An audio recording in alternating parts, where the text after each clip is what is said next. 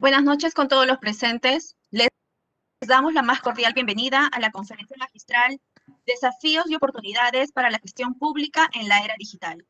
Antes de dar inicio, les informaremos la dinámica de participación. Durante la presentación, el público podrá realizar sus preguntas o consultas en el cuadro de preguntas y respuestas, las cuales se les hará llegar al ponente para que éstas sean resueltas al finalizar la ponencia. A continuación, palabras de bienvenida a cargo del señor Miguel Báez Vargas, director general de la Escuela Nacional de Control.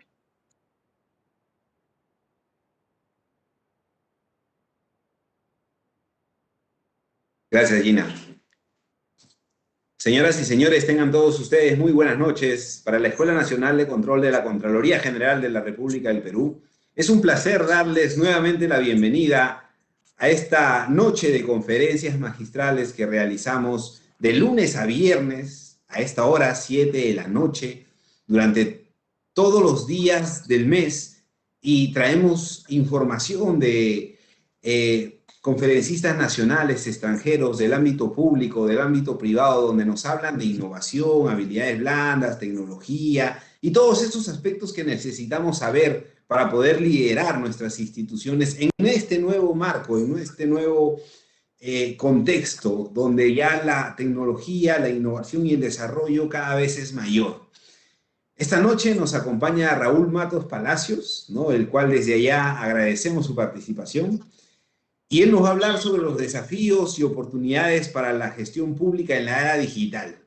Súper tema, ¿no? Porque justamente parte de las conversaciones que vamos teniendo ya no es realizar diagnósticos, ¿no? A veces partimos de diagnósticos y en vez de establecer las brechas, ¿no?, y comenzar a trabajar, es mejor ahora al revés, plantearse desafíos, plantearse metas, y en el camino vamos aprendiendo. Bueno, sin más preámbulo, yo dejo a Raúl. Gracias, Raúl, por estar aquí, y dejo a Gina para la presentación formal. Ya conmigo nos vemos en la ronda de preguntas. Adelante, Gina. Agradecemos las palabras del señor Miguel Báez Vargas, director general de la Escuela Nacional de Control. Damos inicio a la conferencia magistral Desafíos y oportunidades para la gestión pública en la era digital, que estará a cargo de Raúl Porfirio Matos Palacios, ingeniero industrial por la Universidad Nacional Emilio Valdizán de Huánuco, magíster en entornos virtuales de aprendizaje por la Universidad de Panamá, máster en Dirección Internacional de Empresas por la Universidad Politécnica de Madrid, magíster en Dirección y Gestión Pública Local por la Unión Iberoamericana de Municipalistas, en España, especializado en Política y Técnica Tributaria, Comercio Exterior, Gobierno y Desarrollo Local. Cuenta con certificación en Gestión de Proyectos de Desarrollo, Gestión de Proyectos de Inversión en el sector salud, certificación en asociaciones público-privadas en el sector salud, formación académica en transformación digital, economía digital, big data, machine learning, gobernabilidad y gerencia política, contrataciones públicas y políticas públicas. Actualmente se desempeña como consultor internacional del Banco Interamericano de Desarrollo, docente en la Academia de la Magistratura y trabaja en el Gobierno Central, en donde ha ocupado cargos directivos. Adelante, por favor. Muchas gracias, Gina. Gracias, Miguel. Estimados colegas, reciban ante todo mi saludo más cordial. Hace unos días recibí la generosa invitación de la Escuela Nacional de Control para poder compartir algunas reflexiones, algunas experiencias sobre esta temática. Sin lugar a dudas, no lo pensé porque esto es lo que a nosotros como servidores, como profesionales metidos, involucrados en la gestión pública, nos debe motivar y nos debe mover.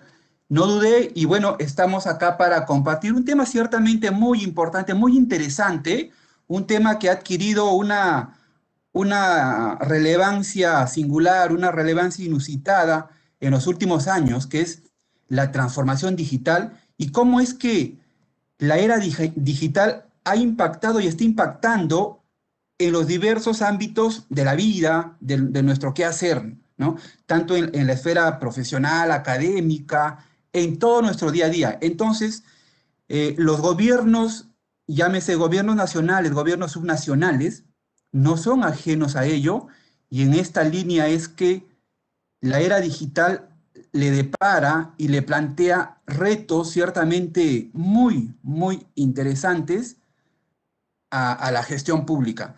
Eso es lo que vamos a conversar en estos 40, 50 minutos de tiempo, que dicho sea de paso es un tiempo bastante reducido, bastante corto para la amplitud del tema. Como ustedes han podido ver, este tema de la transformación digital, del gobierno digital, son temas muy amplios que muy bien se estudian pues a nivel de posgrado, en cursos de 2 años, de 4 semestres.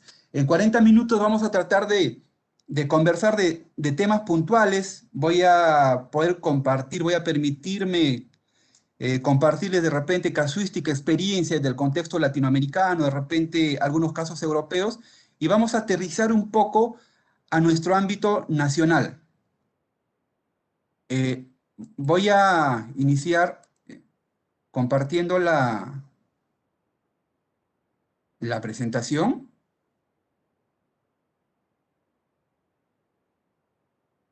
Bien, ¿qué es lo que vamos a conversar hoy? ¿Cómo hemos llegado a esto que ahora llamamos la era digital? La era digital, ¿a dónde nos ha llevado? ¿A dónde hemos llegado? ¿Cuáles son las nuevas tecnologías? En base a esto, ¿qué pueden hacer los gobiernos? Vamos a conversar un poco de las startups y del gobierno digital. ¿Cómo hemos llegado a esto que ahora llamamos era digital? Un poco para contextualizar, ¿no? Sin ánimos de hacer historia ni nada por el estilo, podríamos decir que en el curso de nuestra historia hemos pasado por una serie de etapas que han significado puntos de quiebre en la vida del ser humano, en la economía, ¿no? En el desarrollo, y pues se dice que hemos transitado por 4 revoluciones industriales, ¿no? Una primera revolución que utilizó el agua y el vapor para mecanizar la producción allá por 1700 y tantos, ¿no? 1780, ¿no? 1790. Luego llega la utilización de la energía eléctrica para crear una producción en masa y es donde entramos a la segunda revolución industrial. Y ya en el siglo XX, ¿no? Con el descubrimiento de la electrónica, ¿no? La fibra óptica, ¿no? Entramos a lo que se llama una tercera revolución industrial y lo que es la era de las tecnologías de la información. Pero como esto ha significado un punto de quiebre, un avance significativo, no nos hemos detenido ahí, la humanidad no se ha detenido en esta tercera revolución industrial, y ahora estamos hablando de una cuarta revolución industrial, ¿no? Se dice que estamos en tránsito. La cuarta revolución industrial no ha concluido, está en sus estadios iniciales, recién hemos iniciado, pero esto es como consecuencia de ¿qué? De la revolución digital, de toda esta ola digital que estamos viviendo. Pero, ¿qué ha permitido todo ello? ¿Cuáles han sido los puntos, los hitos por lo que hemos pasado para llegar a lo que hoy llamamos, ¿no? La era digital? A algunos les debe sonar este término, ¿no? El transistor, ¿no? La invención del transistor. Quienes ya pasan los 50 años, 60 años, le va a ser muy familiar, digamos, escuchar de radio con transistores, televisores, en fin, equipos electrónicos, ¿no? La invención del transistor fue eso, ¿no? Permitió, pues, la transmisión de señales de radio, señales de televisión, en fin, permitió que la electrónica, cobrara cierto auge. Luego vino el Internet. El Internet sumado a las redes de alta velocidad, ¿no? Más las computadoras personales. Luego de ello hemos pasado a lo que son los teléfonos inteligentes, la masificación de estos aparatos electrónicos, ¿no? Que usan mucha información, la fibra óptica, cuyo antecesor fue la banda ancha, en fin, todo este grupo de tecnologías, ¿no? Sumado al Big Data, es lo que nos ha permitido ingresar llegar a lo que ahora estamos llamando la era digital. Fíjense ustedes cómo la humanidad ha ido avanzando, ¿no?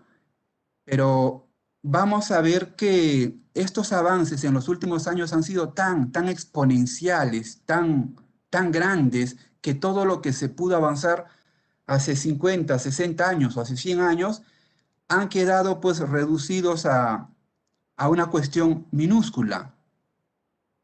Ahora, todos estos avances, todos estos logros, toda esta situación, ¿a dónde nos ha llevado? ¿No? Fíjense ustedes que se dice, ¿no?, que aproximadamente hoy en día tenemos entre 8 y 10 mil millones de dispositivos conectados al Internet. Esto hace 20 años era impensable, ¿no? Hace 30, 40, más aún, esto era pues ciencia ficción. Al día de hoy también se estima que la mitad de la población mundial está conectada. Esto no hace más que evidenciar que la revolución digital ya es global, ¿no? Esto ya es un fenómeno mundial. Todos los países, en función a su nivel de desarrollo, en función a su grado de innovación, en función a la inversión que viene realizando, ya está involucrado en lo que llamamos revolución digital, ¿no? Por poner un ejemplo, se dice que la biblioteca del Congreso de los Estados Unidos es una de las más grandes del mundo, con más de 150 millones de documentos, ¿no? Entonces, la información y datos que se genera en un día equivale a 250.000 bibliotecas. Imagínense ustedes la cantidad de información que se genera en el día a día, ¿no?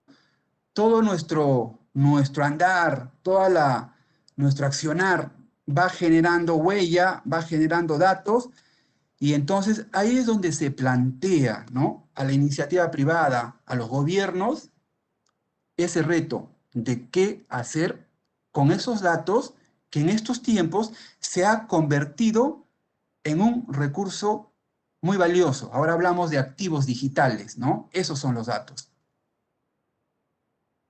Y todo esto, fíjense ustedes, estamos hablando de Big Data, de fibra óptica, transistores, internet, teléfonos inteligentes, en fin. ¿Y todo esto para qué, no? Todo esto ha servido, sirve, está sirviendo y va a servir, contextualizando y ubicando esto en el ámbito de la gestión pública, para mejorar la vida de las personas. Para eso. Y eso es lo que nos convoca y está motivando este diálogo, esta presentación. Por citar un ejemplo, ¿no? Los datos, ¿no?, permiten, digamos, ¿no?, analizar el tráfico en tiempo real. ¿Para qué? Para generar alertas que eviten atascos, ¿no? Es una aplicación que se le viene dando a los datos. Por otro lado, los datos nos permiten a las autoridades calcular, ¿no?, la oferta pública de transporte, ¿no?, el número de unidades, las rutas, en fin. ¿Para qué?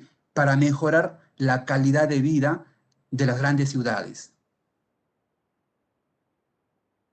Y esto, ¿no?, esto, como habíamos señalado, es en este contexto de cuarta revolución a la que estamos ingresando, en la que estamos transitando, ¿no?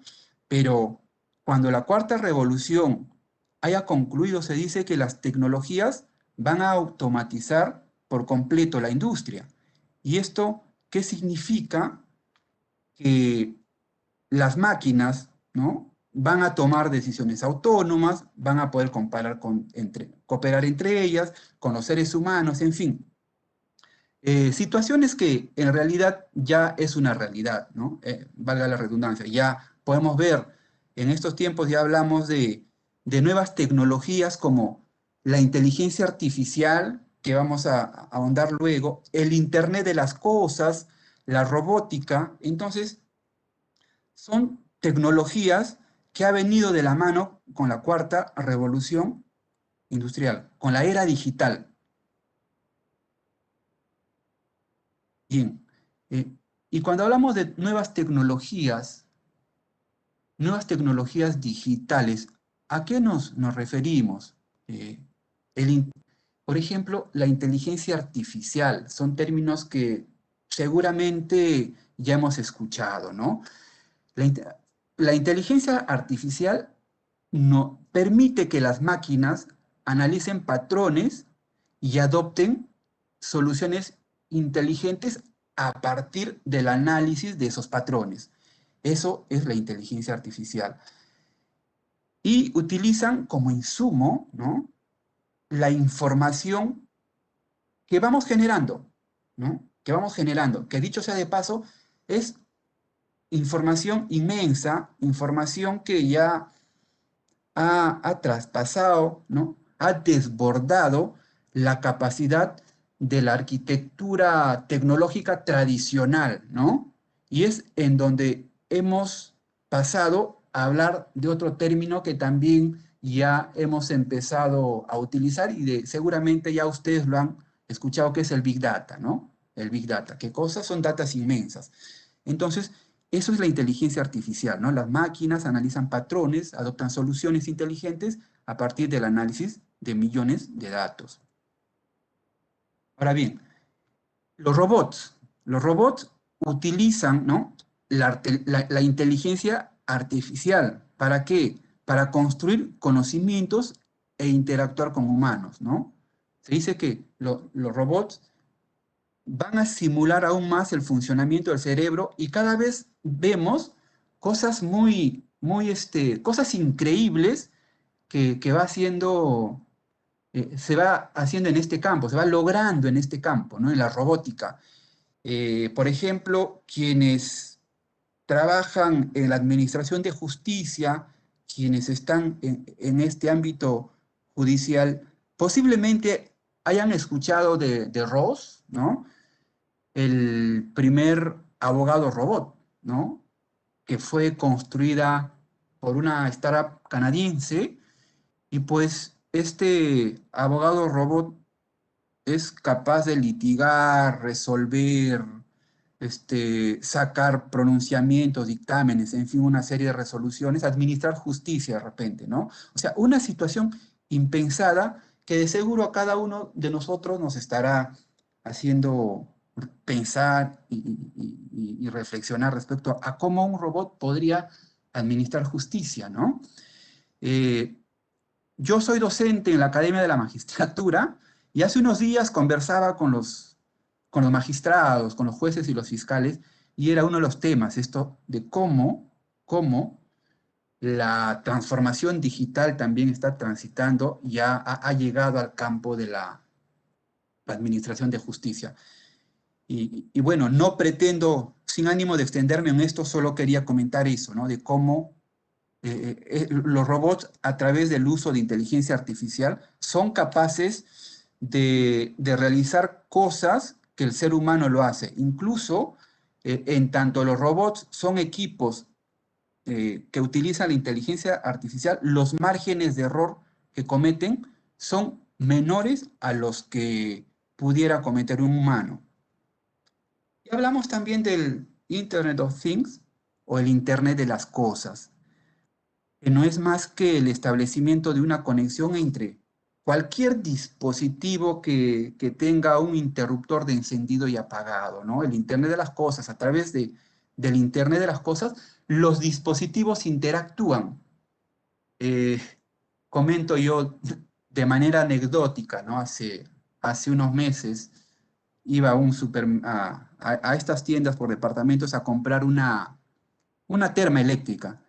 Y entonces, quien vendía, pues señalaba, ¿no?, que la terma te permite descargar una app que luego vas a bajar a tu teléfono y con eso vas a controlar la terma. Mire, a esos niveles hemos llegado de que el teléfono conversa con tu terma para ver si está funcionando, cuánto de temperatura está calentando, por qué tiempo, en qué momento se activa, en fin. Eso es el Internet de las cosas, ¿no? Los dispositivos se conectan entre sí sin la mediación del ser humano.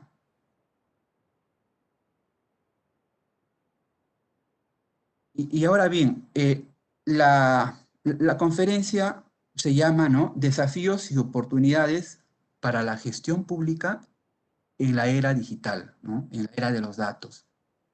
¿Y por qué? ¿Por qué esto de los datos, ¿no?, han llegado a tener una relevancia eh, interesante, ¿no? Una relevancia singular? Porque fíjense ustedes que se dice que en los últimos 2 años se han creado más datos que los que el hombre ha podido crear desde el inicio de la humanidad. Entonces, esto es pues una cosa increíble, ¿no? Increíble. Entonces, ¿qué hemos hecho durante miles y miles de años y cómo esta era digital, ¿no?, ha permitido, está permitiendo cosas pues que hace poco, nada más, hace 10 años, hace 20 años, ¿no? Eran inimaginables, ¿no?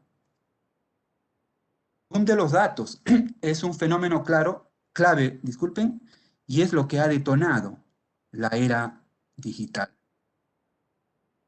Y es donde hablamos de Big Data. Una vez más aparece este término que vamos a explicar con un poco más de detalle más adelante, ¿no?, que son bases de datos gigantescas, ¿no? Y estas bases de datos gigantescas exceden la capacidad de las herramientas tradicionales, como hemos señalado, para procesarlas. Entonces, excediendo la capacidad de las herramientas tradicionales, ¿no? Esos centros de cómputos, esos servidores inmensos en los que las empresas multinacionales, las instituciones públicas invertían, eso ha quedado corto, ha quedado desfasado en el tiempo, de tal manera que si las instituciones públicas, si la iniciativa privada quiere dar saltos superlativos, ya tiene que pensar en otras cosas, y entonces es donde aparecen nuevos conceptos como el cloud computing, ¿no? Profesiones como los científicos de datos, técnicas como minería de datos, en fin, una serie de nuevos modelos, de nuevos esquemas, nuevos patrones a los que necesariamente las instituciones, las organizaciones están obligadas, ¿no? Están obligadas a transitar, están obligadas a migrar, si es que quieren estar en sintonía y si quieren estar a la vanguardia de la era digital. Y ahora bien, con todo esto que estamos hablando, ¿no? Hemos contextualizado, hemos hablado bonito respecto a los datos, a la Big Data, a la inteligencia artificial, al Internet de las cosas. Y entonces, ¿qué pueden hacer los gobiernos con los datos, no? ¿Por qué es importante esto? ¿Por qué? Fíjense ustedes que gracias a los datos, los gobiernos pueden ser capaces de transformar las formas de gobernar. ¿Qué significa esto? Esto da paso incluso a nuevos modelos, a nuevas formas de hacer gestión pública, nuevas formas de vincular el Estado con el ciudadano, ¿no? Se habla más de un gobierno digital y eso se puede hacer con los datos. Los datos van a permitir mejorar el diseño, el monitoreo y la evaluación de las políticas públicas. Las decisiones se toman basado en evidencias, basado en hechos concretos y no por juicio de expertos, no por corazonadas o por intuición. No, no, no. Las decisiones, las políticas públicas se adoptan en base a evidencia, ¿no? Finalmente, los servicios, todo esto permite que los servicios que llegan a la ciudadanía sean más eficientes. Entonces, eso es lo que pueden hacer los gobiernos con los datos y es ahí donde se plantea un gran reto para las administraciones públicas. A manera de ejemplo, ¿no? Los ejemplos son muchos, la casuística es variada, acá me voy a permitir compartir alguna, pero, por ejemplo, ¿no? Con los datos podemos estimar el riesgo de deserción escolar y modificar las políticas públicas, ¿no? Actuando sobre las variables que motivan esta deserción escolar, datos concretos. O, por ejemplo, en el tema de salud, ¿no? Puedo, digamos, hacer estimaciones de de qué sector, qué parte de la ciudadanía, de la población, es más proclive a adquirir diabetes, por ejemplo. Esto es un paso, estos son casos muy concretos que, por ejemplo, a través de tecnologías como el Machine Learning, ¿no?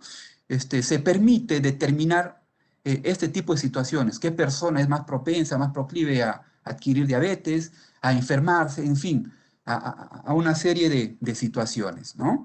Entonces, eh, fíjense ustedes lo importante que son los datos en la toma de decisiones y en la gestión pública, ¿no? Eh, un estudio, ¿no? Por ejemplo, continuando con algo de casuística, ¿no? Un estudio para evaluar la eficacia del patrullaje policial ha permitido descubrir que los modelos predictivos, que los análisis de datos son hasta 2.2 veces más efectivos que las directrices de los expertos o el patrullaje aleatorio, ¿no? Con el análisis de la información, yo puedo prever, el sector policial puede prever, programar operativos y rondas de patrullajes más efectivas. Y por otro lado, según estudios de la OECD o la OCDE, ¿no? El Big Data tiene potencial para ayudar a los gobiernos a ahorrar miles de millones de soles, como lo vamos a ver más luego, ¿no? ¿Por qué? Porque permite reducir costos administrativos y permite aumentar la producción y en consecuencia permite generar desarrollo, ¿no? Permite generar desarrollo. ¿Por qué? Porque las administraciones públicas se van haciendo más planas, ¿no?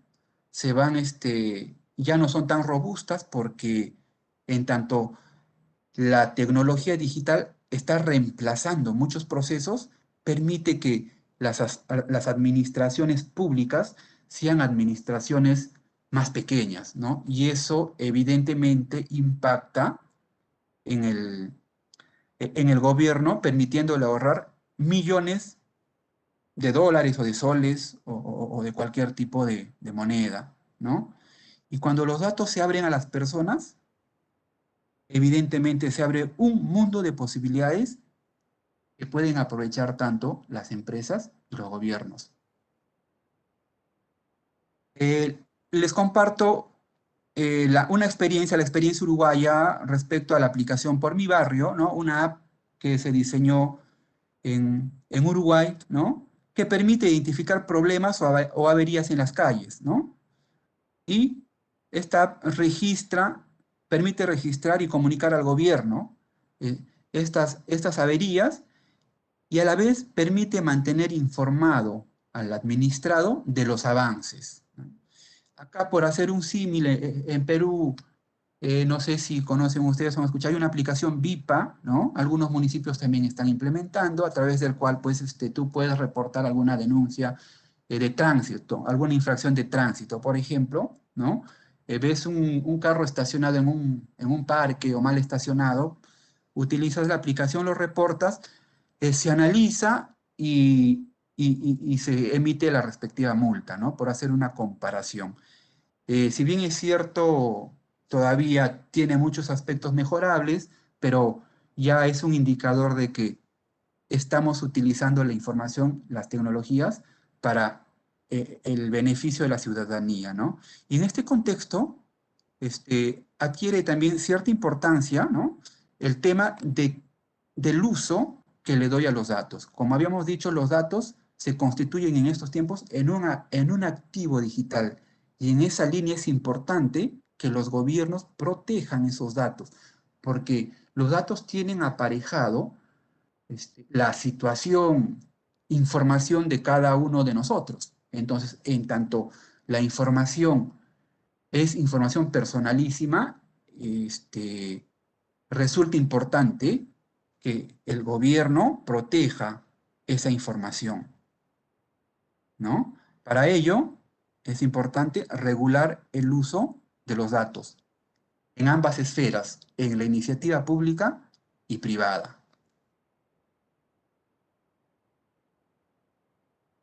El uso del Big Data en los gobiernos, ¿para qué? ¿No? Algo ya hemos hablado, ¿no? Del Big Data, ¿no? ¿Para qué? Para mejorar la toma de decisiones y para generar evidencias en el desarrollo, en el diseño y en la evaluación de políticas públicas. Para eso podemos utilizar el Big Data. ¿Para qué más? Para tomar decisiones basadas en evidencia y en la experiencia y no en la intuición. El Big Data hace posible abordar problemas con un enfoque multisectorial. Ahora podemos ingresar, digamos, para adoptar políticas públicas en el sector salud, en el sector educación, en el sector agricultura, podemos ingresar pues a información de pronto, información fiscal, información económica, información agraria, diferentes bases de datos, y en base a eso se adoptan decisiones con enfoque multisectorial. Ejemplo, cómo relacionar decisiones de localización de escuelas y provisión de transporte público para que ambos funcionen mejor, ¿no? Un par de experiencias exitosas en el transporte. En Rosario, Argentina, el gobierno encargó la introducción de GPS a las bicicletas. ¿Para qué? Para analizar los desplazamientos y los datos de accidentes. Analizando esto, determinaron dónde construir o mejorar infraestructura de ciclovías y en consecuencia se ha disminuido los accidentes y se ha mejorado la seguridad vial. Otro caso tenemos en Brasil, igual en el sector transporte, ¿no? En donde están usando datos del sistema de GPS de los buses para mejorar el transporte público y descongestionar el tráfico de la ciudad, evitando retrasos, el sobrepaso del límite de capacidad de los buses y dando un mejor servicio al ciudadano. Ahora bien, los datos están en muchos ámbitos del quehacer de la gestión pública, ¿no? Podemos usarlo, digamos, en el sector agricultura, en la pesca, en la minería, en el turismo, en transporte, en educación, en fin. No hay sector en donde la data, la información, no ofrezca oportunidades importantes. Y un campo que me permito compartir es en el sistema fiscal, ¿no? Y cómo es que a través del uso de data se está utilizando lo que se llama en los sistemas tributarios como España, Canadá, Estados Unidos, la inteligencia fiscal tributaria. ¿Qué cosa es la inteligencia fiscal tributaria, no? La inteligencia fiscal tributaria es el uso sistemático de técnicas, ¿para qué? Para recopilar información que luego utilizan las administraciones tributarias en la planificación de sus tareas. ¿Y qué permite esto? Combatir la evasión y el contrabando. El uso de la inteligencia fiscal tributaria, pues hace unos años era impensado, ¿no? Si retrocediéramos, digamos, a 30 años, 40 años, incluso vemos una administración tributaria todavía utilizando las máquinas de escribir para emitir órdenes de pago, para generar notificaciones a los contribuyentes, y cómo de esa década a la actualidad las administraciones tributarias han dado avances, han experimentado avances significativos a través del uso de la inteligencia fiscal tributaria, ¿no? ¿Y cómo actúa? ¿A qué nos referimos cuando hablamos de inteligencia fiscal tributaria? ¿Cómo actúa la inteligencia fiscal tributaria?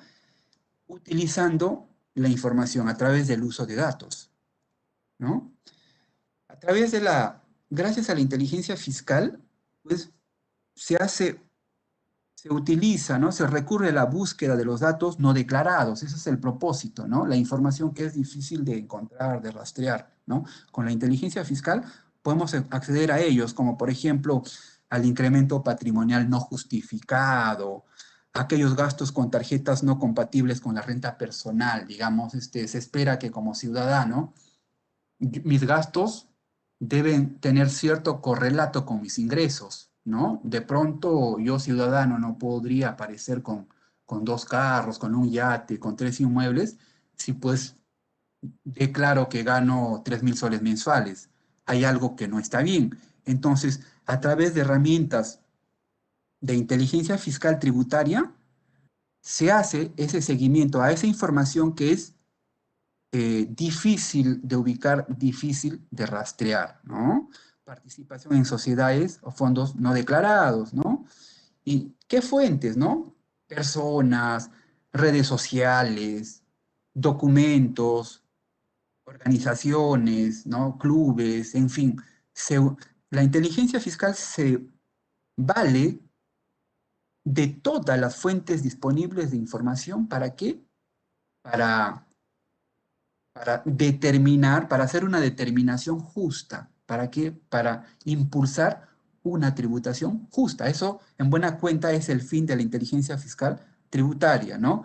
Y se vale también de herramientas como los estudios sectoriales, la minería de datos, los cruces informáticos, modelos matemáticos. Entonces, todo esto que estamos hablando, ¿no? Le permite a las administraciones tributarias, ¿qué cosa? Eh, Reducir esos bolsones de informalidad, ¿no? Combatir la evasión, el contrabando, generar, incrementar la recaudación, ¿no? Esto ha sido muy bien utilizado, existe mucha experiencia exitosa en Europa, ¿no? Tomamos siempre como referencia a la administración tributaria española, ¿no? Las administraciones tributarias de Norteamérica, Canadá, Estados Unidos, en fin, utilizan mucho esta técnica. Ahora bien, hay otro término que también hemos escuchado y que son las startups digitales, ¿no? Ya estimo que cada uno de nosotros ya más o menos tenemos una idea de qué cosa, a qué nos referimos cuando hablamos de startups digitales, ¿no? Estos logos no necesitan mayor presentación, ¿no? Ya cada uno de ustedes sabe, ¿no? Pero fíjense ustedes que hace 10 años la mayoría de estos, ¿no? 15 años, 10 a 15 años, no existían, ¿no? Pensar en línea, en Airbnb, en fin, en Facebook, en las redes sociales, ¿no? Era impensable, ¿no? No existían, pero hoy nuestra vida está atado a esto. No podemos vivir, se cayó el WhatsApp, Dios mío, se paralizó el mundo, ¿no? O falló el Facebook, Google, ¿no? Eh, impacta en nuestro quehacer, en nuestro día a día, ¿no? De hecho, la conferencia que estamos teniendo ahora, pues es posible gracias a esto, ¿no? A plataformas digitales, plataformas virtuales, que ha permitido ese tránsito de la educación presencial a la virtualidad en la que ahora nos encontramos, ¿no? Hoy es difícil pensar la vida sin esto, y esto que estoy mostrando son startups. Y no solo eso, sino que estas startups digitales tienen un impacto enorme, enorme en la economía de los países y en la economía mundial, ¿no? ¿Y cómo ha sido posible su surgimiento, ¿no? ¿Cómo así, si hace 10 años nuestra vida transitaba de una manera tan calmada, tan sosegada, ¿no? Hace 20 años más aún no teníamos, de repente 20, 25 años, no teníamos pues celulares. Si alguien quería llamarnos tenía que recurrir al teléfono fijo, entonces nuestra vida transitaba sin mucho estrés, sin esa vorágine en la que hoy nos encontramos, ¿no?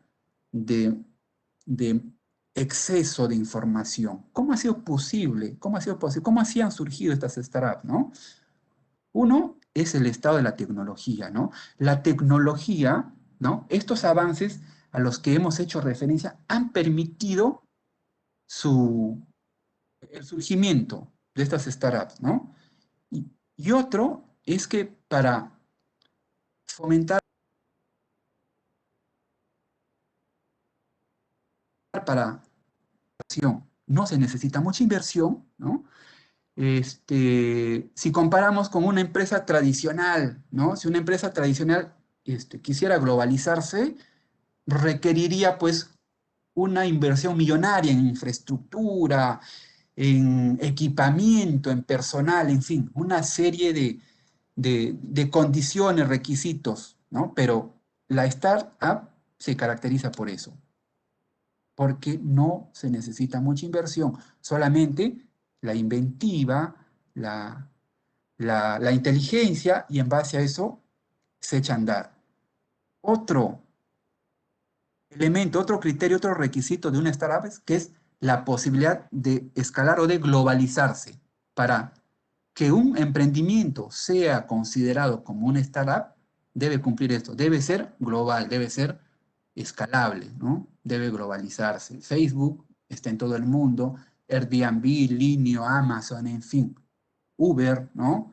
Todos estos han nacido como startups digitales, ¿no? Y basan su modelo de negocio ¿en qué? En la innovación. Son modelos creativos, ¿no? Digamos, yo quiero hacer un tour en Europa y no tengo mucho dinero para gastar en alojamientos, ahí tengo a Airbnb, ¿no?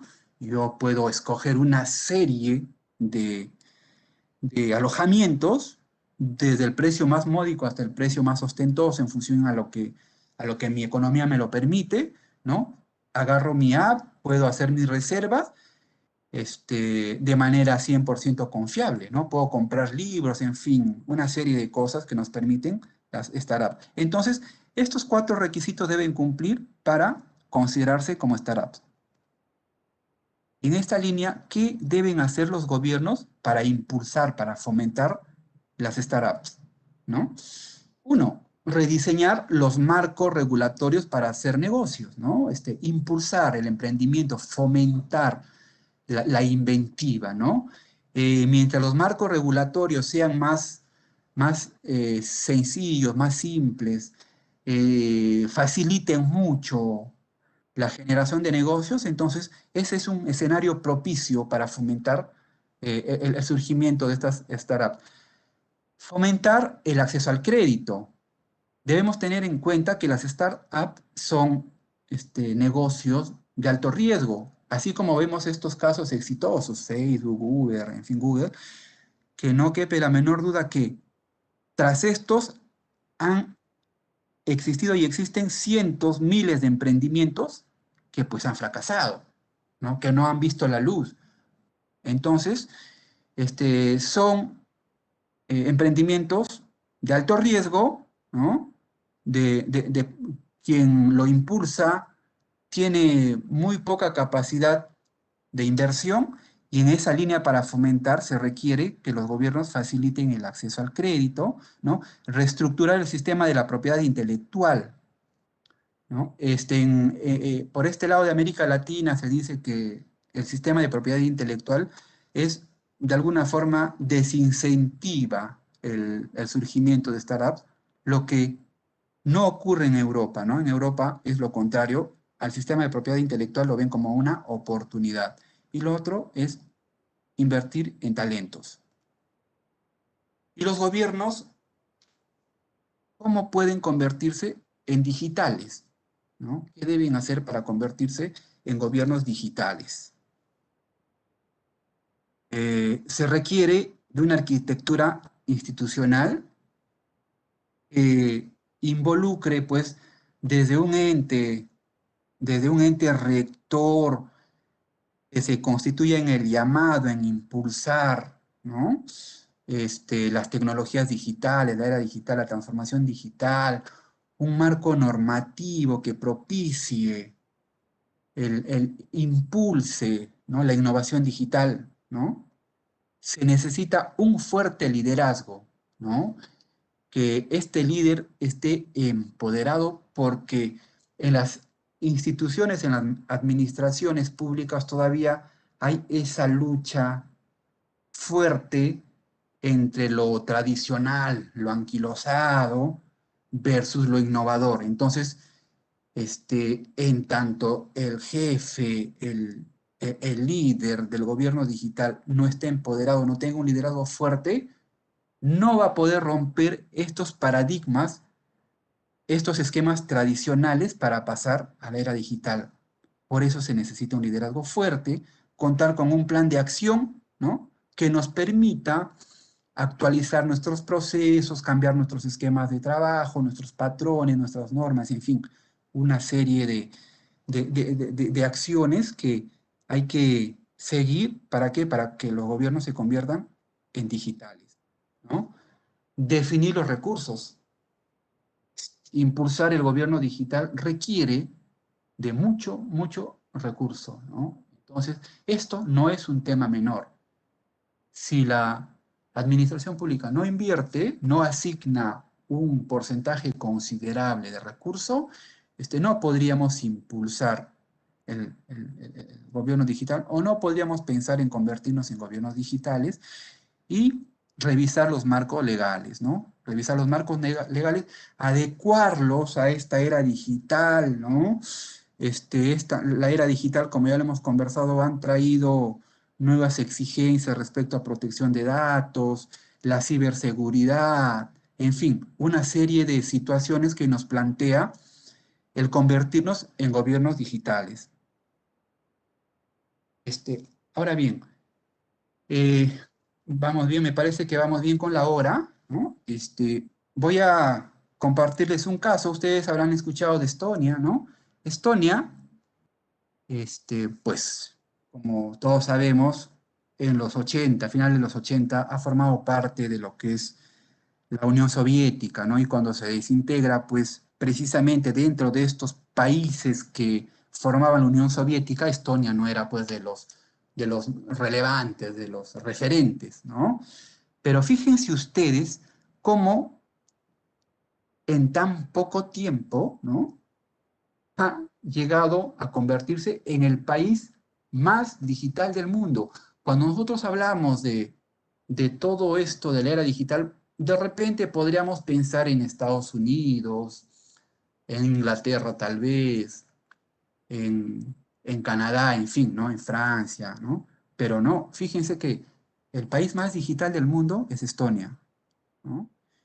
En 30 años de vida ha hecho cosas inimaginables a tal punto, que el 90% de trámites en Estonia se hacen de manera digital. Me he quedado corto, ¿no? El 99% de sus trámites son digitalizados, ¿no? En Estonia se habla del gobierno invisible, ¿no? El gobierno no se nota, no se hace notar. ¿Por qué? Por la inexistencia de trámites, ¿no? El ciudadano estonio ingresa a su app, a su tablet, a su teléfono y puede contactar con la administración tributaria, con el gobierno local, en fin, ¿no?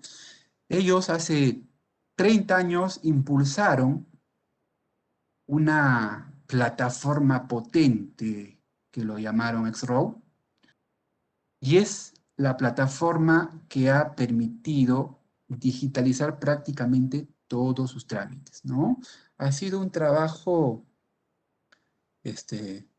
lento pero seguro, con una visión muy clara. Fíjense ustedes que en la lámina anterior señalábamos que resultaba imperioso que los gobiernos inviertan en el talento. Y en Estonia, hace unos meses en un curso del BID, tenía la oportunidad de escuchar al presidente de Estonia, y manifestaba que, por hacer un símil con el Perú, a los alumnos desde el 5º grado de primaria, ¿no?, les enseñan programación. Fíjense ustedes, ¿no?, que un niño de 10, 11 años esté hablando de lenguajes de programación, de algoritmos. Cuando terminan la secundaria, el colegio, ya salen diseñando apps, ¿no?, programando, elaborando, pues, qué sé yo, aplicativos, ¿no? Entonces, hay mucha inversión en el talento humano. Declarar renta, quienes son contadores, ¿no? Quienes estén en la empresa, nos pasa a todos como persona natural cuando cumplimos nuestras obligaciones. Nos toma cierto tiempo, nos genera algo de angustia, cierto estrés, el tema de declarar nuestra renta, ¿no? En Estonia, esto se hace en 3 minutos. Y cuando nace un bebé, el sistema lo reporta a las escuelas de la zona para que dentro de 5 años ese neonato tenga su cupo escolar. Fíjense la interconexión, la interconectividad que tiene, ¿no? Que todo ya está conectado. Los pagos se hacen online. Los ciudadanos son dueños de sus datos. Habíamos hablado ya de la importancia que resultan los datos, son activos digitales y pues en tanto son activos digitales, pues es un delito acceder a ellos, ¿no? Y también hablábamos de que el hecho de digitalizar la gestión pública, ¿no? Impacta en la gestión y uno de ellos es en la planilla, ¿no? Tienen, en comparación con otros países, un menor número de funcionarios. ¿Por qué? Por su alto nivel de transformación digital. ¿No? ¿Y qué significa esto? Hablábamos de que lo digital, estar involucrado en esto de la ola digital, nos permite al Estado ahorros, y ahorros significativos. Fíjense ustedes que Estonia ahorra el 2% de su PBI anual. ¿Por qué? Por ser un país digital. Y algo de manera hilarante, ¿no? De manera jocosa y algo en serio, dice, ¿no? Que los estonios solo salen de casa cuando se casan, se divorcian o cuando compran una casa. Para lo demás, no necesitan salir de casa. Finalmente, y para ir terminando, ¿no? ¿Cuáles debieran ser los pilares para impulsar el gobierno digital? Esto es un esquema del BID que me permito compartirles, ¿no? De uno de los cursos a los que asistí, ¿no? Los gobiernos debieran tener en cuenta estos 5 aspectos, ¿no? Para impulsar, para fomentar el gobierno digital. ¿Cuáles? Impulsar los servicios digitales, ¿no? La interoperabilidad, ¿no? ¿Qué es la interoperabilidad? Es pues que la información esté interconectada, ¿no? Entre todas las instituciones. No puede ser posible que un ciudadano, pues, a donde vaya tenga que estar mostrando su DNI, lo que es más, sacarle N copias a tu DNI para presentarlo por cualquier trámite, aunque esto ya no se está haciendo, pero en estricto la interoperabilidad es eso, ¿no? Que las instituciones se interconecten de tal forma que al ciudadano no se le solicite información que el Estado tiene, ¿no? 3, el manejo de los datos, ¿no? Todo lo que esto trae aparejado, ¿no? El uso de datos, en tanto son activos digitales muy sensibles, ¿no? Entonces, es responsabilidad y debiera ser responsabilidad de las administraciones cautelarlas, protegerlas. Muy de la mano con el tema de los datos viene lo que es la identidad digital y la firma digital. Todo esto de gobierno digital, de trámites virtuales, no sería posible sin el punto 4, sin una identidad digital y sin una firma digital, ¿no? En la medida que vaya avanzando este tema de la identidad y firma digital, al menos acá en el Perú, los trámites cada vez más van a seguir siendo, van a ir avanzando y van a ser más digitales, y los administrados, los ciudadanos van a tener menos necesidad de recurrir a las oficinas, a tal vez a pagar un arbitrio, a sacar una licencia, en fin, a generar una serie de trámites que se realiza con el Estado. Y finalmente, el tema de ciberseguridad, ¿no? La era digital nos pone en esto, ¿no? Si bien es cierto, tiene muchos beneficios, muchas ventajas, pero también viene de la mano con ciertos riesgos, ¿no? Los ataques informáticos, y en ello un pilar importante es la ciberseguridad, ¿no? Para ir terminando, para ir concluyendo y a manera de resumen, en estos 50 minutos, en estos 55 minutos, hemos hablado pues de la era digital, ¿no? Cómo es que hemos llegado, cómo a lo largo de la humanidad hemos avanzado a través de tres revoluciones industriales. Actualmente estamos transitando la cuarta revolución. Esto ha permitido que lleguemos a esta era digital en donde más de la mitad de la humanidad está conectado, más de 10.000 millones de dispositivos conectados.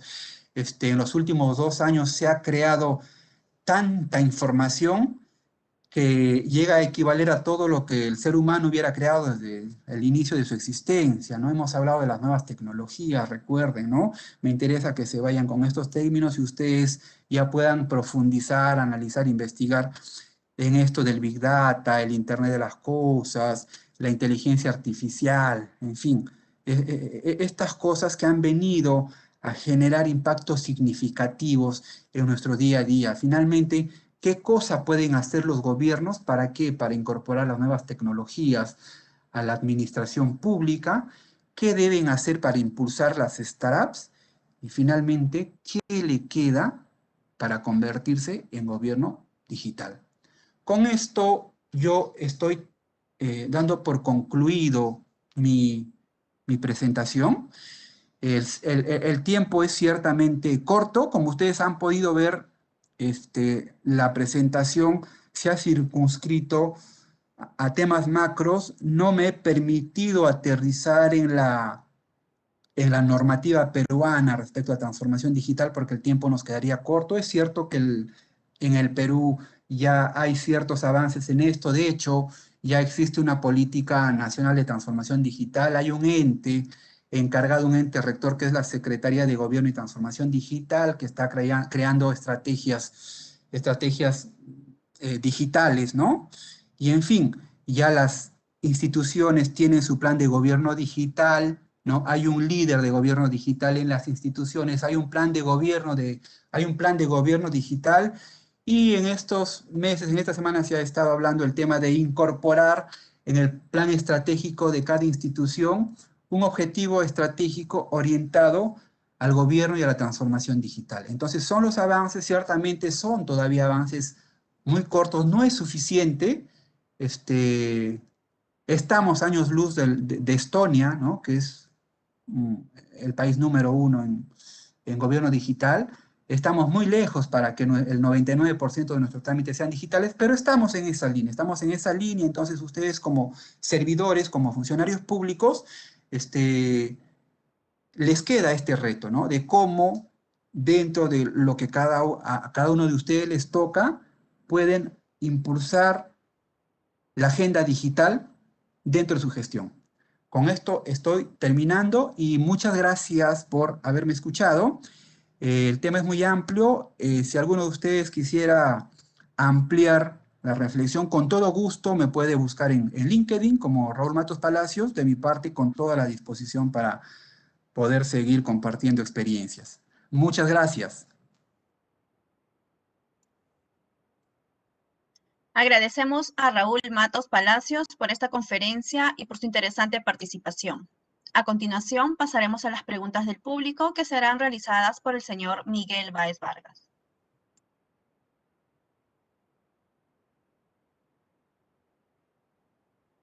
Gracias, Gina. Raúl, excelente participación. Como tú dices, el tiempo es oro y a veces uno quisiera contar todo lo que uno conoce, pero no te preocupes, te vamos a invitar nuevamente y ahí amplías todo lo que quedó pendiente. Con todo gusto, Miguel.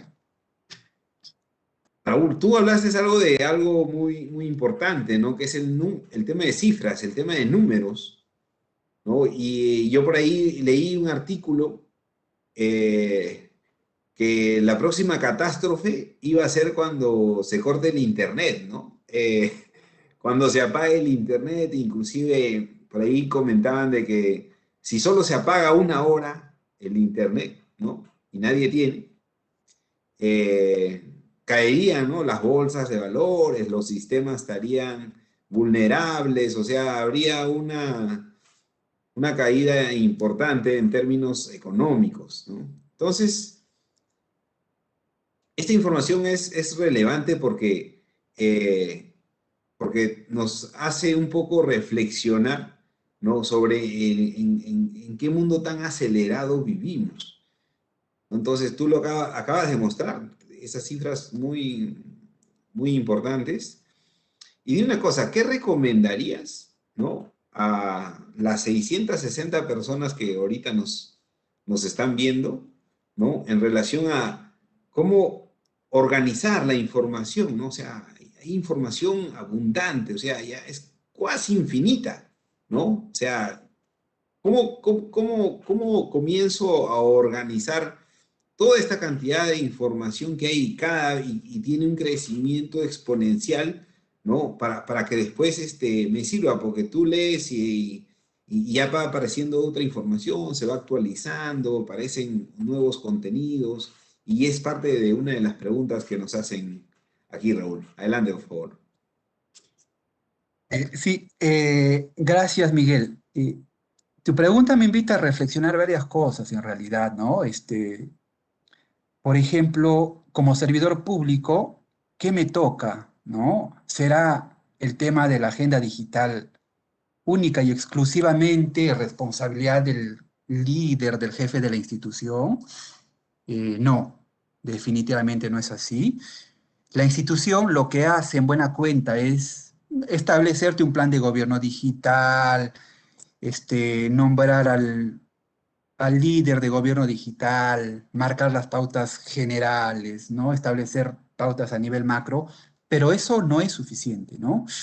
En la medida que incorporemos, digamos, en la gestión pública, en las áreas en las que estemos, proyectos que utilicen, ¿no? Que echen mano de la información, de la tecnología digital, ¿no?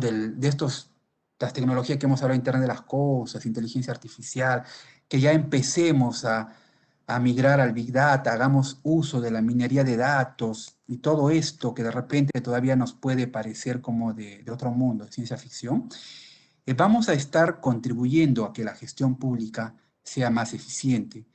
Ahora, yendo a tu pregunta de manera más puntual, ¿cómo, no? Todavía quienes somos mayores, yo me incluyo, porque ya de hecho no soy ningún jovencito, este, somos muy resistentes al cambio, ¿no? Generalmente nuestro accionar se guía por paradigmas y en esa línea no hemos adoptado todavía las nuevas corrientes, las nuevas tecnologías. Una manera simple, por ejemplo, es que deberíamos acostumbrarnos a usar la nube, ¿no? La nube, que es en donde nuestra información de alguna forma está más segura. A manera de anécdota, hace un tiempo atrás, yo perdí la historia de mis hijos, ¿no? La historia, digo, que estaba en videos, en fotos, en imágenes. ¿Por qué? Porque lo tenía en un disco duro. No sé qué pasó, el disco duro le debe de haber entrado un virus y se borró, pues, los videos desde que mis hijos nacieron, cumplió 1 año, 2 años, 3 años, y en fin, todo. Estuve de duelo por por tamaña pérdida, tuve que hacer malabares para recuperar esa información, que a Dios gracias pude recuperarla, pero la recuperé de una manera enrevesada y todo eso, ¿no? Entonces, pasa por ahí, Miguel, el tema de romper estos paradigmas, ¿no? De usar lo tradicional e involucrarnos con el uso de las nuevas tecnologías, ¿no? La nube, en fin, utilizar el teléfono no solo para recibir llamadas, sino son teléfonos inteligentes, y en tanto son teléfonos inteligentes, tienen una infinidad de usos y aplicaciones que le podemos dar. Gracias, Raúl. Definitivamente, ¿no? La nube es la solución, ¿no? Y el día que se apague, ¿qué hacemos? Ah, cierto, cierto. No, permíteme que te corte. No había comentado a esta primera parte de lo que señalabas y manifestabas que imaginemos que el Internet se detuviera 1 hora. Eso sería catastrófico, Miguel. Con solo pensar que el Internet vaya a fallar o vaya a paralizarse por 10 minutos, ni te imaginas las pérdidas millonarias y cómo impactaría esto en la economía mundial si la caída fuera mundial, digamos, ¿no? Sería de terror, así como un sismo de 9 grados, pues, ¿no? Las bolsas de valores, se detiene toda la economía mundial. Es impensable pensar que el Internet pueda detenerse una hora. Como señalábamos, hace 10 años nuestra vida discurría de una manera sosegada y tranquila. ¿Quién iba a pensar esto, no? Hace 20 años. Pero ahora, pues, se ha convertido en algo vital. No podemos vivir sin esto, ¿no? Rubén, ¿qué opinas sobre el uso de las tecnologías para justamente combatir la corrupción? ¿No? Es seguramente parte de la pregunta de alguien de la institución, ¿no? O sea, porque sí nos han hablado bastante de ya, sí, utiliza la tecnología y además necesitamos que las instituciones adopten la tecnología como un mecanismo, ¿no? De trabajo, de sistema organizado y sobre todo de transparencia, ¿no? Por qué no tú comentaste Estonia, ¿no? O sea, ya, fue el primer país que se digitalizó y ahora es el más importante, pero ¿cuál crees que sería la principal limitación de comenzar a realizar algo articulado, ¿no? Algo articulado que el país considere como prioridad y por lo tanto se alineen, ¿no? Todas las instituciones. Sí, yo soy un convencido que la información, ¿no? El uso del gobierno digital, el transitar a ser un gobierno digital, va a traer como beneficio eso, ¿no? Ser transparentes, reducir esos bolsones de corrupción que significa 1,5, 2 puntos del PBI, o sea, los costos de la corrupción son enormes, enormes. Entonces, en la medida que migremos la gestión pública pase a utilizar, a echar mano, ¿no? de la tecnología digital, de la información, esos espacios, esos cercos se van a ir cerrando. Por ejemplo, en el tema de contrataciones, en donde está el mayor, donde anida, ¿no? Gran parte de la corrupción. En la medida que todo sea electrónico, se hace más transparente porque es más fácil de fiscalizar, de verificar, en la medida que le pides menos papel al administrado, ¿no? Esto permite que todo se verifique en línea y se vayan cerrando esos espacios, esos nichos en donde campea la corrupción. Entonces, es un aliado y un aliado muy importante. Ahora bien, ¿qué falta? ¿Por qué todavía, qué nos falta como país para ello? Yo diría que estamos en ese tránsito, Miguel, porque ya desde el momento en que la transformación digital se ha constituido en una política nacional, entonces ya hemos empezado a dar esos primeros pasos, pero como señalaba, eso no basta. No basta que esto esté bonito en la norma, que exista la política nacional de transformación digital, que las instituciones generen su plan de gobierno digital. Eso no basta, eso no basta. Esto se tiene que aterrizar en hechos más concretos. Y ciertamente la pandemia, esta situación penosa en la que todavía estamos, ha permitido eso. De grado fuerza, ha llevado a las instituciones a que digitalicen sus procesos, ¿no? ¿Para qué? Para que tengan que seguir prestando sus servicios. Entonces, si algo positivo podemos rescatar de esta pandemia es eso, ¿no? De que ya los procesos se han digitalizado, se están digitalizando y se han dado pasos que todavía, si bien es cierto, no son lo suficientes, pero ya hay cierto avance, cierto avance. Y una cosa, Raúl, ¿hay algún índice, hay algún indicador que se tenga como referencia en relación a qué tanto una institución pública se ha digitalizado o qué tanto el país esté digitalizado en relación a otros países?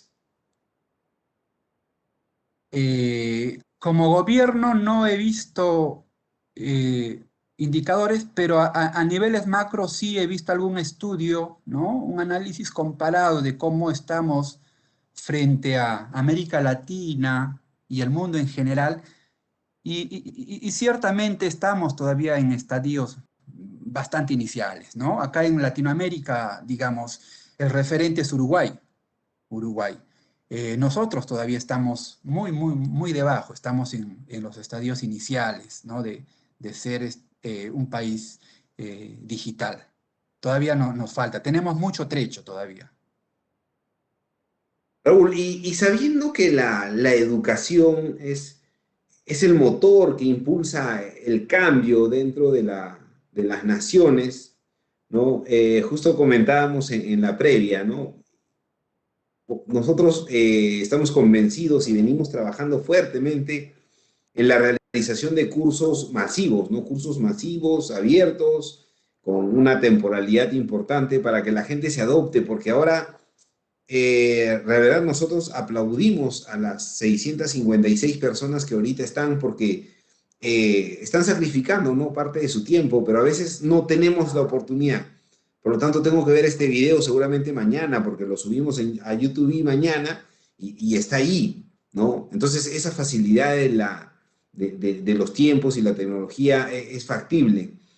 En cuanto al tema de cursos, de programas, venimos impulsando estos cursos MOOCs masivos, como te digo, pero nos damos con la sorpresa, ¿no? De que, por ejemplo, en otros países del mundo realizan muchos cursos MOOCs, o sea, tú tienes para escoger y son gratuitos, y son de diferentes índoles, o sea, todas las universidades contribuyen a que la gente se capacite más, se instruya más. ¿Eso por qué no sucede en nuestro país? Sabiendo que eso ya es una realidad, como comentábamos, eso es una realidad de hace 18 años, 20, 25 años, ¿no? No es que la pandemia haya hecho, oye, los MOOCs, ¿no? Sino que ahora hay un crecimiento vertiginoso, pero sin embargo, o sea, es cultura país también, ¿no? ¿Y por qué no hay eso, Raúl? Sí, ciertamente el tema de la educación virtual ya tiene mucho andar, ¿no? En cuanto a educación virtual refiere, de hecho yo soy especialista en el tema y he trabajado en proyectos formativos virtuales con el BID en diferentes países. Por ejemplo, en los noventa, cuando el australiano, cuyo nombre se me ha ido, me he olvidado, inventa la plataforma Moodle, una plataforma gratuita, uno se descarga su Moodle y puede armar su curso virtual y, en fin, implementar programas de aprendizaje. Es en donde diría yo que inicia este andar. En otros países, por ejemplo, el Banco Interamericano de Desarrollo ha iniciado este andar con la formación virtual allá por el año 2006, 2005, ¿no? Ya tiene más de 15 años. Y es cierto que acá en el Perú, hasta antes de la pandemia, había muy poca oferta formativa. Y diría yo que esto se debe a dos factores. Uno es el tema de cultura, ¿no? El apego a lo tradicional por parte de los alumnos, de los estudiantes, que creen que la educación presencial es irreemplazable. Ese es uno, ¿no? Muchos todavía se sienten más cómodos asistiendo a un salón de clase y escuchando a un docente. En cambio, la educación virtual exige trae otros condicionamientos al alumno, ¿no? El alumno tiene que ser autónomo, organizado, planificado, en fin, en la medida que no tenga esos requisitos va a fracasar. Entonces, diría yo que va por ahí, uno, la actitud del alumno frente a la tecnología acá en el país, y otro de que las universidades, las escuelas de negocio, los centros académicos, han hecho muy poca inversión en cuanto a oferta formativa virtual. Mi primera experiencia virtual acá en el Perú lo tuve, digamos, hace, hace 15 años, hace 16 años, en una universidad acá muy reconocida en el Perú, no quiero decir su nombre, pero pues tenía aspectos, era muy pobre su oferta formativa. Por comentarte, hace unos años volví a esta misma universidad a tomar el otro curso virtual y pues seguía con las mismas deficiencias. Entonces, la formación virtual requiere de mucha inversión, ¿no? Hablar de educación virtual es hablar de tutor virtual, de diseño instruccional, en fin, de plataformas virtuales, en fin, de recursos educativos virtuales y una serie de requisitos que hacen que el curso virtual tenga éxito. Armar un curso virtual no es pues recoger papers, enlaces de diferentes redes, subirlos a una plataforma y que el alumno lea. Eso de ninguna forma es un curso virtual. Entonces, para aterrizar un poco en tu consulta, Miguel, diría yo que el tema va por ahí, ¿no? Son todavía costumbres que la pandemia ya un poco nos ha prácticamente exigido, nos ha sacado de esa zona de confort, y otro, la falta de inversión de los centros de estudio. Gracias, Raúl. Finalmente, una pregunta aquí un poco de la casa. En términos de documentación, hay un círculo, por decir así, un círculo vicioso, ¿no? En donde seguramente es acá en Lima y también y mucho más en provincias, en que se exigen documentos físicos, ¿no? O sea, como documentos probatorios. Pasa en el sector salud, en el sector ¿no? de educación, en el sector de transporte, ¿no? En la parte de ingeniería. Entonces, cuando se exige información sustentatoria, se exige información a veces firmada, ¿no? O sea, se exige información foliada, fedateada, ¿no? Entonces, ya viendo los mecanismos de firmas digital, porque hace poco nos ilustraron bastante bien lo que era el tema de la firma digital, ¿no? Entonces, ¿qué tendríamos que hacer? Porque yo creo que ese es el primer paso para iniciar un proceso de digitalización, ¿no? Del país, ¿no? Porque ¿qué haces implementando tanto, digamos, software, hardware en relación a la transformación digital si simplemente el proceso de digitalizar documentos ya es complejo, ¿no? Entonces, eh, ¿qué hacemos, no? Y cómo empoderamos a los trabajadores a comenzar a organizar eso en sus instituciones, porque por ahí va a partir, ¿sí o no? Por ahí va a partir este cambio. Adelante, Raúl, por favor. Efectivamente, Miguel, la última lámina que compartía respecto a los pilares del gobierno digital ponía mucho foco en esto, en la identidad digital y en la firma digital. Si pretendiéramos ser pues un país digital, evidentemente vamos a tener que invertir en esto, en lo que es la identidad y firma digital. Y eso va a pasar uno por el Estado y otro por la ciudadanía, de que la ciudadanía se adecue y se acostumbre a ello. Pero con una muy grata sorpresa, Miguel, te podría decir que estamos en ese camino. Si bien es cierto, los avances no son aún superlativos, pero algo se ha avanzado. A manera, no sé si es de anécdota o de experiencia, comentar, por ejemplo, que hace unos años hice unos estudios en España, ¿no? Una maestría.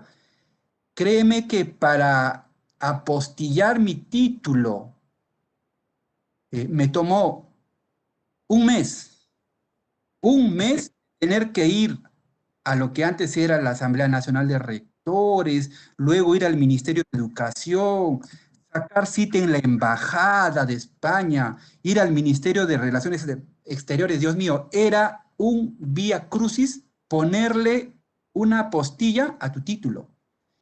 Y mira, eso es pues hace cuánto, hace 10 años. Pero el año pasado, con muy grata sorpresa, ¿no? Quise hacer el mismo trámite para validar unos estudios en el extranjero y más o menos me aprestaba a ese calvario. Pero sorpresa, logré la apostilla en un día, Miguel. En un día todo virtual. Y me da mucho gusto saber cómo SUNEDU, con el Ministerio de Relaciones Exteriores, han agilizado un trámite que, pues, te estoy contando hace 10 años innecesario y era un viacrucis. En un día he logrado la apostilla. Y así como este caso, hay muchos en el tema de administración de justicia, ¿no? Comentaba que soy docente en la Academia de la Magistratura, se está avanzando en el tema de los expedientes judiciales electrónicos, en fin, en la administración tributaria igual, y en todos los sectores, en donde yo estimo y percibo, he advertido que todavía hay un buen trecho que andar, es a nivel de gobierno subnacional. En los municipios todavía hay mucho que hacer en esto, ¿no? Y ahí sí, pues, tanto el gobierno nacional como los municipios van a tener que fajarse, si cabe el término, ¿no? Para digitalizar sus procesos. Gracias, Raúl. Raúl, no sé, algunas palabras finales antes de despedirnos que quieras recomendar a esta gentil audiencia que nos acompaña, por favor. Este, agradecerles, Miguel. Ciertamente este es un tema muy actual, ¿no? De mucha relevancia. Quienes desearan profundizar en el tema, hay mucha literatura al respecto. De hecho, que en el BIT hay ofertas formativas a nivel de cursos muy interesantes, muy buenos cursos que me permitiría recomendarlos a quienes desearan ahondar, ¿no? A quienes desearan profundizar en el estudio de lo que es la tecnología y la transformación digital. De mi parte, nada más, en lo que consideraran, me pueden encontrar en LinkedIn, ¿no? Raúl Matos Palacios, y con todo gusto para seguir intercambiando ideas y experiencias. Gracias, muchas gracias. Gracias a ti, Raúl. La Escuela Nacional de Control de la Contraloría General de la República del Perú agradece tu participación y bueno, esperamos encontrarnos en nuevos entornos. Agradecemos a todos los participantes que nos han acompañado esta noche, ¿no? Y dejo a Gina para que cierre el evento. Muchas gracias nuevamente, Raúl. Nos vemos pronto. Gracias, gracias. Queremos agradecer nuevamente la participación de Raúl Matos Palacios y felicitarlo por la dedicación y el tiempo ofrecido para el beneficio de los funcionarios y servidores públicos, así como de la ciudadanía en general. Muchas gracias. Quedan cordialmente invitados a participar el día lunes 16 a las 7 de la noche de la conferencia magistral Los retos y desafíos del servidor público en tiempo de crisis, que estará a cargo del ponente Jorge Gustavo Nakamura Flores, director del Centro de Innovación de Políticas Públicas. La Escuela Nacional de Control ha lanzado el programa MOOC de actualización y aplicación del control gubernamental, donde podrán actualizarse en el marco normativo conceptual, así como las herramientas relacionadas a técnicas y procedimientos para el planeamiento, planificación, ejecución y elaboración de informes de servicio de control.